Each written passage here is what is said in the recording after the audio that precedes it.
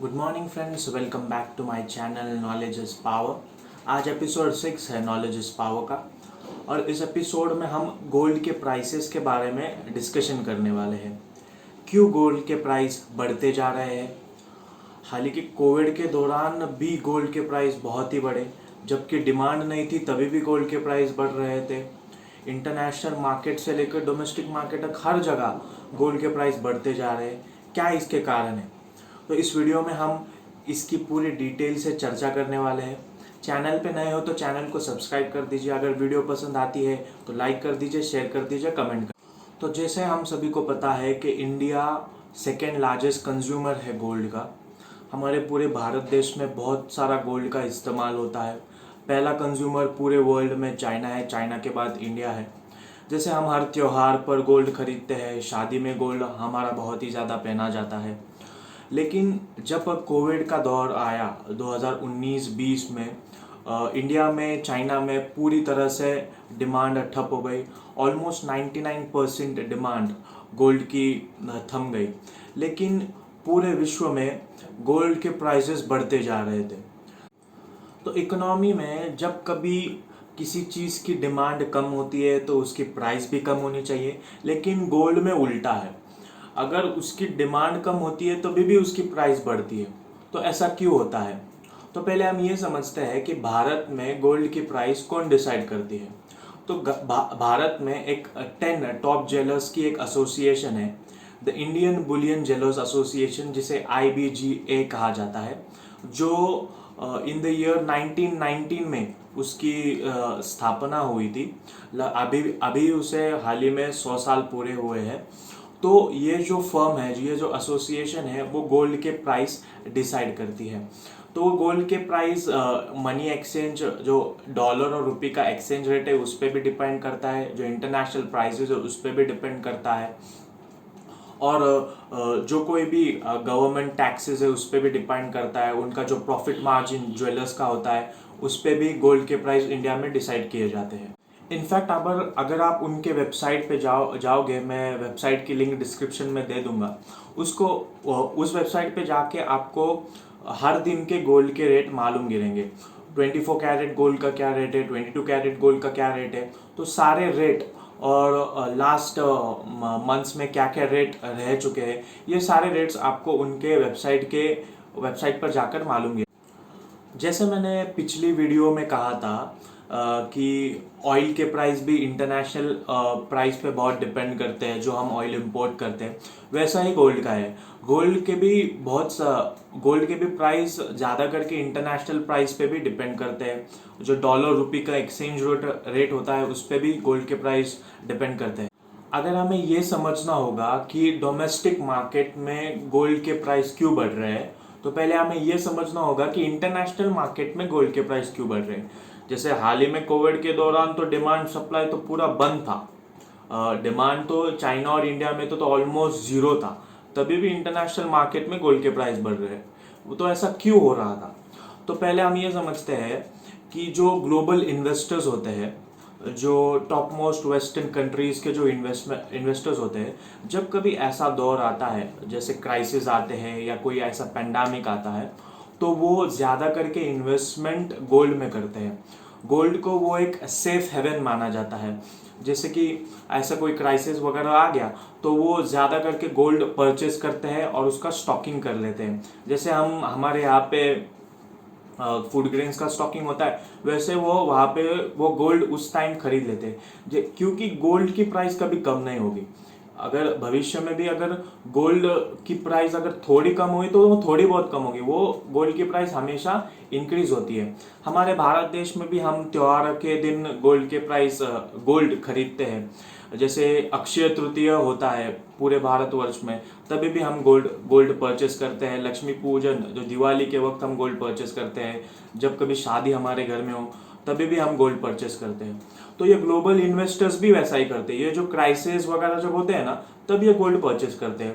तो जो 2019-20 में न्यूयॉर्क में तकरीबन 700 मीट्रिक टन गोल्ड को वॉल्ट में डिपॉजिट किया गया है। और ये 1993 का भी रिकॉर्ड उन्होंने ब्रेक कर दिया है। इंडिया और चाइना में गोल्ड बेसिकली फिजिकल फॉर्म में खरीदा जाता है, लेकिन जो वेस्टर्न इन्वेस्टर्स है, जो वेस्टर्न कंट्रीज है, जो यूरोपियन कंट्रीज है, वो ज़्यादा करके फिजिकल गोल्ड में इन्वेस्टमेंट नहीं करते, वो ईटीएफ में इन्वेस्ट करते हैं। ETF basically exchange traded fund होता है। जैसे हमारे यहाँ पे हम शेयर्स में इन्वेस्ट करते हैं, वैसे वहाँ पे वो ईटीएफ में इन्वेस्ट करते हैं। जैसे हम डेली जैसा शेयर मार्केट का भाव ऊपर नीचे होता है, वैसे जैसा गोल्ड का रेट अगर नीचे हो गया तो ईटीएफ में जो इन्वेस्टमेंट होगी गोल्ड की वो भी नीचे होगी। जैसे वो इंक्रीज होगा वो भी इंक्रीज होगा। तो बेसिकली ये सब ईटीएफ में ज़्यादा गोल्ड में वो इन्वेस्ट करते हैं, ना कि फिजिकल में। तो मेनली 5 फैक्टर्स है जो गोल्ड के प्राइस को अफेक्ट करते हैं। पहला है डिमांड एंड सप्लाई, मतलब एक हाथ दे एक हाथ ले। जैसे पहला बार्टर सिस्टम हुआ था, तुम मुझे गेहूँ दो, मैं तुम्हें चावल दूंगा। वैसा ही डिमांड एंड सप्लाई का रेशो होता है। एक एग्जाम्पल के तौर पर हम समझते हैं कि मान लीजिए सरकार ने एक परियोजना बनाई है कि उन्होंने डिसाइड किया है कि इस जगह पे एयरपोर्ट का बिल्डअप होगा, या कोई ब्रिज होने वाला है, या कोई मॉल, या कोई बड़ी फैक्ट्री लगने वाली है। तो जाहिर सी बात है वहाँ के जो लैंड का जो रेट है वो बढ़ जाएगा, उसकी डिमांड बढ़ जाएगी। तो वहाँ पे लोग इन्वेस्ट करेंगे क्योंकि भविष्य में भी और भी उसके रेट बढ़ने की संभावना है। तो वहाँ पे क्या हो गया, डिमांड बढ़ गया। तो सप्लाई तो ऑलरेडी है लैंड का, तो डिमांड बढ़ गया। तो मान लीजिए अगर गवर्नमेंट ने कहा कि वहाँ पे नहीं, वहाँ से 10-15-20 किलोमीटर दूर हम वो सब सेटअप करने वाले, तो डिमांड कम हो जाएगा। तो डिमांड कम हो जाएगा तो सप्लाई में भी ऑटोमेटिकली कम हो जाएगा। तो यह एक बेसिकली डिमांड सप्लाई का भी खेल है। अगर कोविड के टाइम चाइना में और इंडिया में तो गोल्ड का डिमांड नहीं था, लेकिन ग्लोबल इन्वेस्टर्स जो वेस्टर्न कंट्रीज है, जो यूरोपियन कंट्रीज में, वहाँ पे बहुत गोल्ड का डिमांड था। तो वहाँ पे डिमांड होने की वजह से इधर जो डिमांड नहीं था तो उन्हें कोई फर्क नहीं पड़ा। ऑलरेडी वेस्टर्न वर्ल्ड में डिमांड गोल्ड की है। तो दूसरा फैक्टर है फाइनेंशियल फैक्टर्स। जो जो कोई भी फाइनेंशियल फैक्टर्स डोमेस्टिक कंट्रीज के होते हैं, जैसे कि मान लीजिए कोई गवर्नमेंट टैक्सेस जो लगाता है, जो गवर्नमेंट पॉलिसीज होती है, उसके वजह से भी प्राइस में इफेक्ट होता है। अगर रुपी स्ट्रांग होगा तो पर्टिकुलर कंट्री का अगर रुपी डॉलर के तुलना में अगर स्ट्रांग होगा तो जो क्वांटिटी बाय करने के लिए जो रुपी लगता था तो वो कम लगेगा। तो जो मॉनेटरी पॉलिसीज होती है गवर्नमेंट की भी, वो भी अफेक्ट करती है। जो इंटरेस्ट रेट, जो सेंट्रल बैंक इंटरेस्ट रेट जो चार्ज करती है, कि मान लीजिए एक एग्जांपल के तौर पर गवर्नमेंट के एक सेंट्रल बैंक ने कहा कि हम आपके जो सेविंग्स अकाउंट है उसके ऊपर 6% का इंटरेस्ट रेट देंगे या 7% का इंटरेस्ट रेट देंगे। तो अगर 6 और 7% का इंटरेस्ट रेट अगर उनको मिल रहा है तो वो इन्वेस्टमेंट कहाँ पे करेंगे अपना मनी? तो ऑब्वियसली वो बैंक में इन्वेस्टमेंट करेंगे, गोल्ड में तो नहीं करेंगे। लेकिन अगर मान लीजिए कि बैंक ने कहा कि नहीं भाई, हम जीरो आप इंटरेस्ट रेट 1 और 2% देंगे, तो ऑब्वियसली जो सिटीजन्स हो गए वो गोल्ड में इन्वेस्टमेंट करेंगे। तो गोल्ड में इन्वेस्टमेंट करेंगे तो डिमांड बढ़ रही है, डिमांड बढ़ रही है तो सप्लाई बढ़ेगी तो प्राइस भी बढ़ेगी भाई। मान लीजिए कि कंट्री में अगर रिसेशन आ गया तो रिसेशन पे भी गोल्ड के प्राइस डिपेंड करते हैं। इन्फ्लेशन हो गया या डिफ्लेशन हो गया, महंगाई है, मंदी है, तो उसके वजह से भी गोल्ड के प्राइस में प्लस माइनस होता है। तो जैसे मैंने पहले कहा कि मॉनेटरी पॉलिसीज जो कोई भी कंट्री की होती है उस पर भी डिपेंड करता है। अगर स्ट्रॉन्ग रुपी है तो क्वांटिटी जो बाय करने के लिए अमाउंट लगेगी वो कम लगेगी। अगर रुपी वीक है और डॉलर स्ट्रॉन्ग है तो गोल्ड के प्राइस भी बढ़ेंगे, और तो हमें गोल्ड जो क्वांटिटी खरीदनी होगी वो ज़्यादा पैसे दे के खरीदनी पड़ेगी। और जो चौथा कारण हो सकता है वो जियोपॉलिटिक्स भी चौथा कारण है। कि अभी आप मान लीजिए कि इंडिया और तालिबान का जो रिलेशन है, जो तालिबान में हो रहा है, तो वहाँ पे प्रोडक्शन वगैरह पूरा ठप है।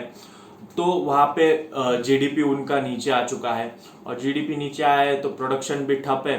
तो उनकी जो करेंसी है, जो अफगानी करेंसी है, उसकी भी वैल्यू कम हो गई है। तो वहाँ के लोग क्या करेंगे, अगर उनकी करेंसी की वैल्यू कम हो गई है तो गोल्ड में वो इन्वेस्ट करेंगे।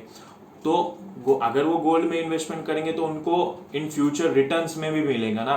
अगर वो अपना मनी किसी इंटरनेशनल बैंक में डिपॉजिट करते हैं उनका मनी, लेकिन जो उनके मनी की जो वैल्यू है और जो इंटरनेशनल डॉलर की जो वैल्यू है वो तो इक्वल नहीं है। उनकी मनी की वैल्यू बहुत ही नीचे है। अगर वो दूसरे बैंक में और दूसरे कंट्री में जाके भी अपने अगर पैसा निकालते हैं तभी भी उनकी वैल्यू कम ही रहेगी, ना कि बढ़ेगी। तो वो जियो पॉलिटिक्स भी बहुत इम्पोर्टेंट मायने रखता है गोल्ड के प्राइस में। फिर वो गोल्ड में इन्वेस्टमेंट करेंगे, अगर वो गोल्ड कहीं दूसरे कंट्री में भी जाके विड्रॉ करते हैं या वहां पे भी बेचते हैं तो उन्हें अच्छा खासे रिटर्न्स भी मिलेंगे। और पांचवा फैक्टर जो बहुत अफेक्ट करता है वो साइकोलॉजिकल माइंडसेट। कि मान लीजिए अपने कंट्री में